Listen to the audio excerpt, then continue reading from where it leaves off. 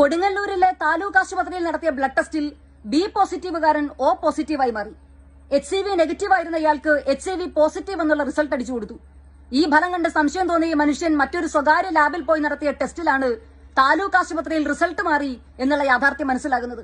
ഇത് കൊടുങ്ങല്ലൂരിലെ താലൂക്ക് ആശുപത്രിയിൽ മാത്രം നടന്ന ഒറ്റപ്പെട്ട ഒരു സംഭവമാണ് എന്ന് നിങ്ങൾ തെറ്റിദ്ധരിക്കരുത്. തിരുവനന്തപുരത്ത് റീജിയണൽ ക്യാൻസർ സെന്ററിൽ ക്യാൻസർ രോഗികൾക്ക് നൽകുന്ന കീമോ മെഡിസിൻ മാറിപ്പോയ വാർത്ത പുറത്തു വന്നത് 2025 ഒക്ടോബറിലാണ്. കോഴിക്കോട്ടെ സർക്കാർ മെഡിക്കൽ കോളേജിലാണ് ചെറുവിരലിന്റെ ശസ്ത്രക്രിയ നടത്താൻ എത്തിയ കുട്ടിയുടെ നാവിന് ശസ്ത്രക്രിയ നടത്തിയ സംഭവം ഉണ്ടായത്. ഇതേ കോഴിക്കോട് മെഡിക്കൽ കോളേജിൽ തന്നെയാണ് വാഹനാപകടത്തിൽ പരിക്കേറ്റെത്തിയ യുവാവിന്റെ കാലിലിടേണ്ട റോഡ് സർജറി നടത്തി കയ്യിലിട്ട് കൊടുത്തത്.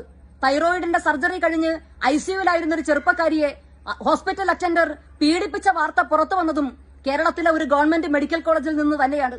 വയറിന്റെ സർജറിക്ക് വേണ്ടി വന്ന ഹർഷിന എന്ന യുവതിയുടെ സർജറിക്ക് ശേഷം കത്രിക വയറിൽ വെച്ച് മറന്നുപോയ സംഭവം ഉണ്ടായതും കേരളത്തിലെ ഒരു ഗവൺമെന്റ് മെഡിക്കൽ കോളേജിലാണ്. തിരുവനന്തപുരം മെഡിക്കൽ കോളേജിൽ നെഞ്ചുവേദനയുമായി എത്തിയ പാവപ്പെട്ട ഒരു ഓട്ടോറിക്ഷ തൊഴിലാളിക്ക് 5 ദിവസത്തോളം ചികിത്സ നിഷേധിച്ച് അയാൾ അവിടെ കിടന്ന് മരിച്ചുപോയ സംഭവം ഉണ്ടായിട്ട് ഒരുപാട് ദിവസങ്ങളൊന്നും ആയിട്ടില്ല.